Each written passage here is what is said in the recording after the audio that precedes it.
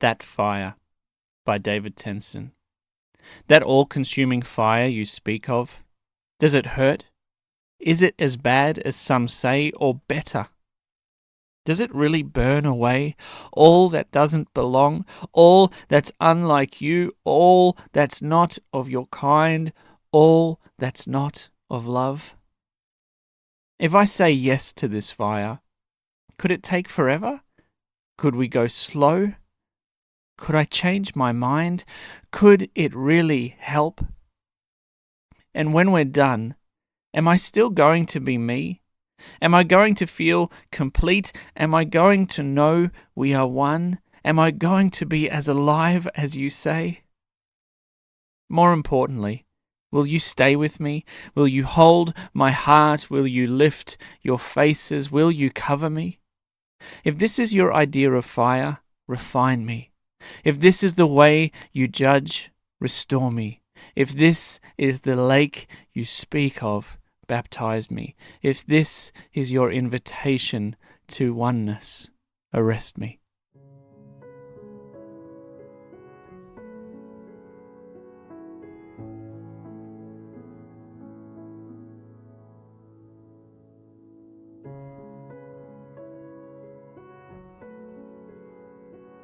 There are 7 words in Hebrews chapter 12, verse 29, that are really the motivation and inspiration behind this piece. Those 7 words are, for our God is a consuming fire. For our God is a consuming fire.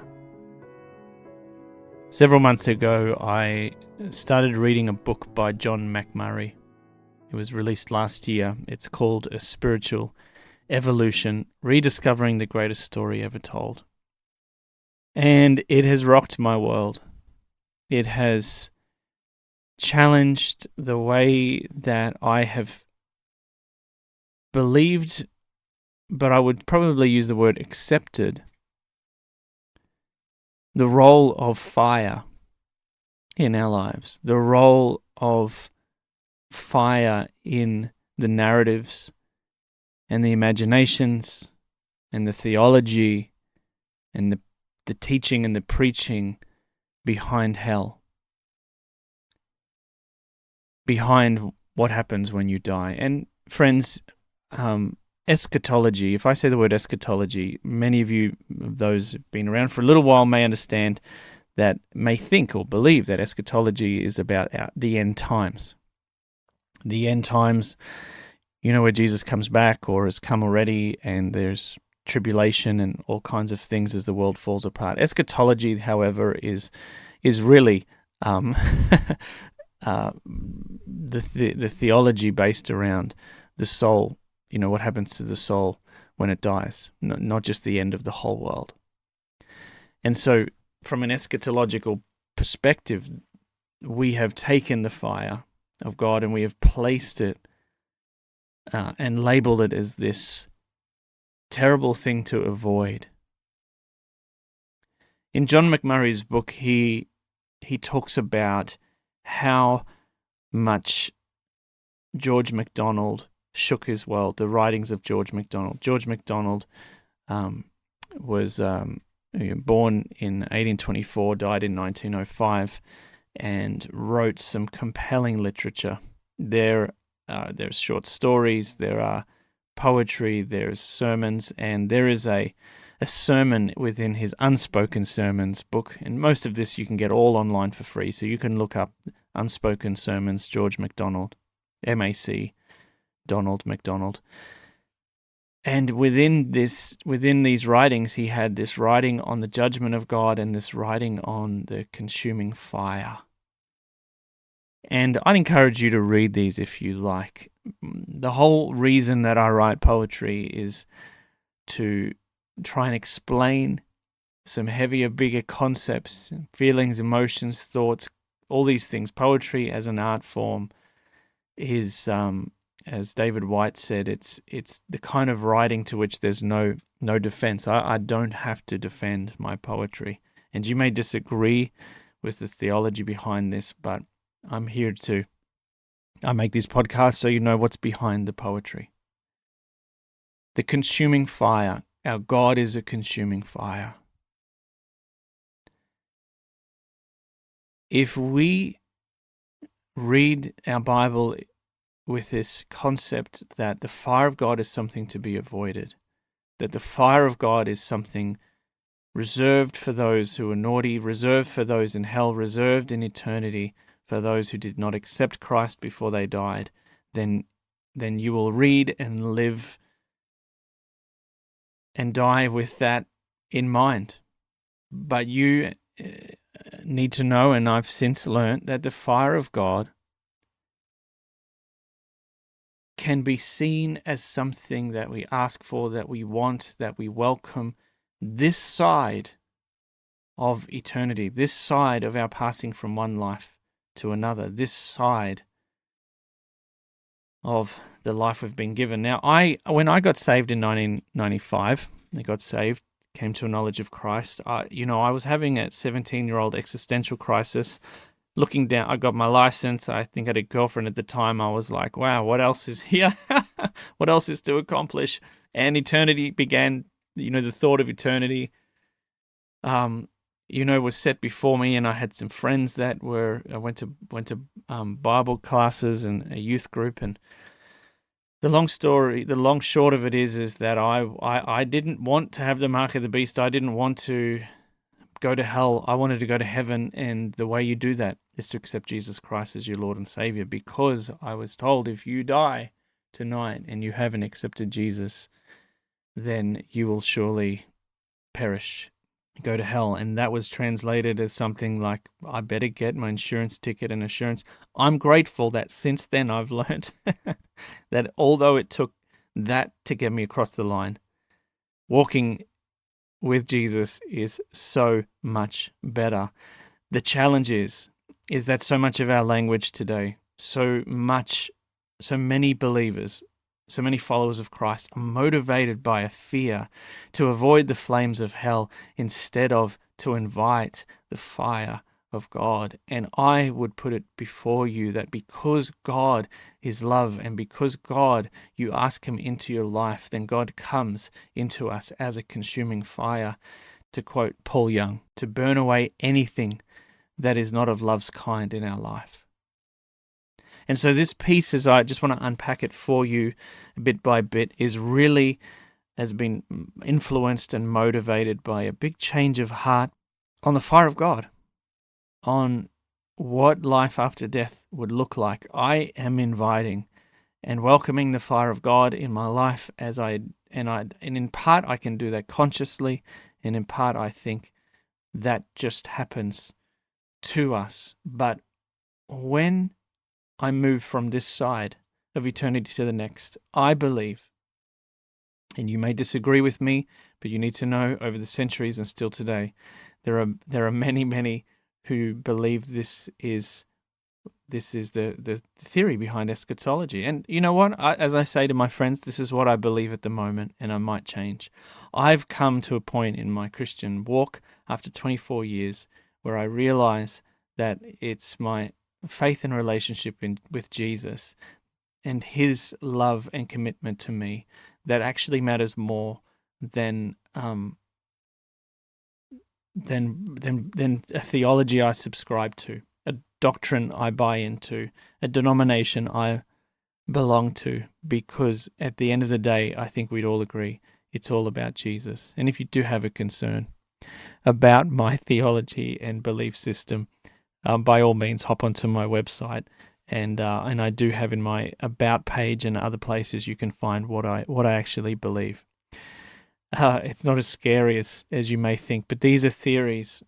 And so, without digressing too much, the poem opens with this verse: that all-consuming fire you speak of, does it hurt? Is it as bad as some say, or better?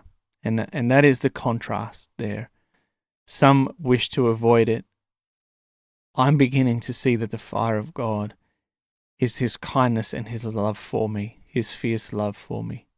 Does it really burn away all that doesn't belong? All that's unlike you? All that's not of your kind? All that's not of love? What if the fire of God much of which we've read into as something to avoid in hell, but something to embrace in heaven, is actually a fire that burns away all that doesn't belong, all that is unlike Christ in us, all that is not of God's kind, all that is not of love. If I say yes to this fire, could it take forever? Could we go slow? Could I change my mind? Could it really help? By saying yes to this fire, I might be opening up to something that really could take a long, long time. God has all the time in the world and more. Could we go slow? I think there's times of intense fire, intense kindness and judgment and refinement in God, and those of us who pursue Him and pursue that relationship and pursue wholeness and oneness with Him. Could I change my mind? I think we can. I think the big no and the thing that excludes you from relationship with God is that I don't want it. I don't want your fire. I don't want you. And because our free will is honored, I don't believe Jesus pushes past that. I think He stands and He waits. I think the Trinity waits for us to say yes.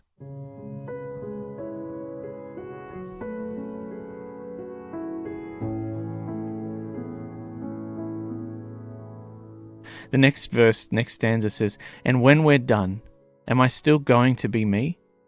I think a fear is that the fire of God and the work of God in our life takes away from us our individuality. Some people believe that when the Father looks at us, He doesn't see us, He sees Jesus. I don't subscribe to that because I'm His child too. And there's actually, if there was something wrong with me, He wouldn't have sent Jesus to save me. Like, I believe I may carry the same essence of Jesus. I feel like Jesus, but I look like me. I look like me, right? But I feel and carry the same presence and essence as Jesus does because I'm in Him as part of the Trinity. So am I still going to be me? Yeah. And you know what? Over the years, the people that I've felt, that I've met, that have deep and meaningful, progressive, transformational, ever-increasing, better lives in God are very individual, are very unique, are very comfortable in their own skin.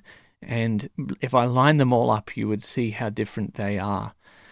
It's not conforming to a single personality. It's being conformed into the image of God, into the image of Christ, into the image of the Anointed One and His anointing, but still remaining us.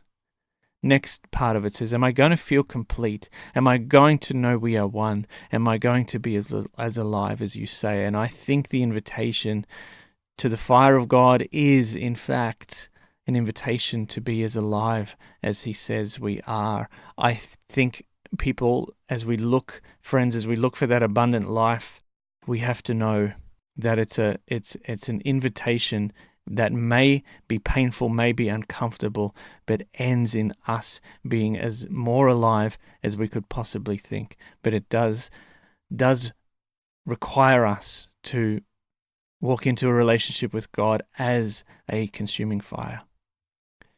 Next stanza says, more importantly, will you stay with me?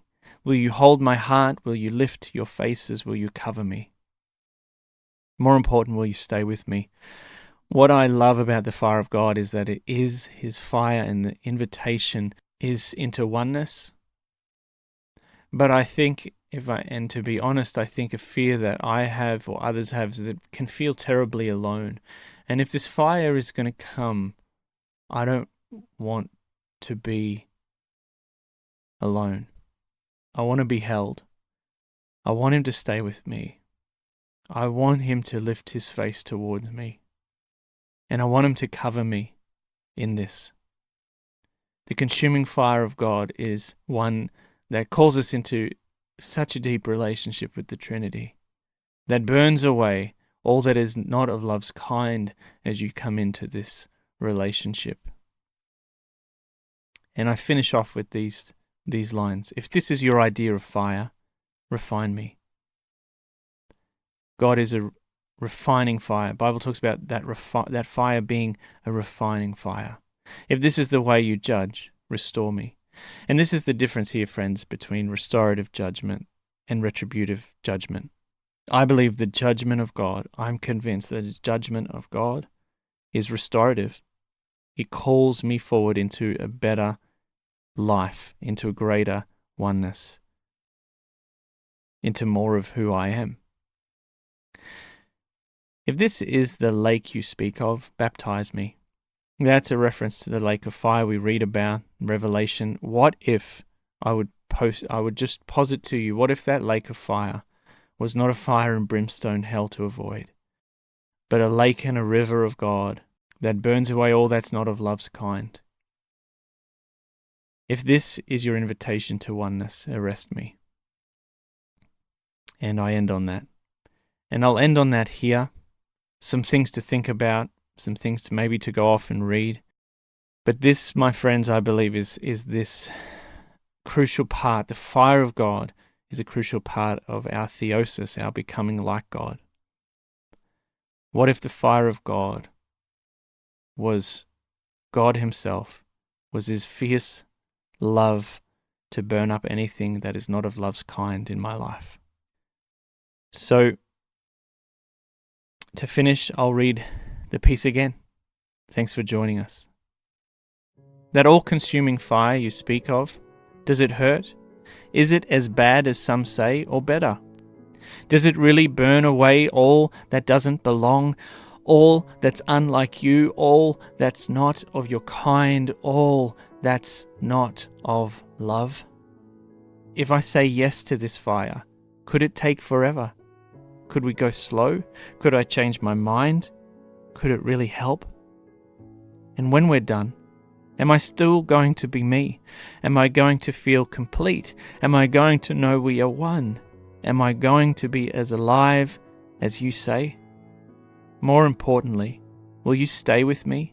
Will you hold my heart? Will you lift your faces? Will you cover me? If this is your idea of fire, refine me. If this is the way you judge, restore me. If this is the lake you speak of, baptize me. If this is your invitation to oneness, arrest me.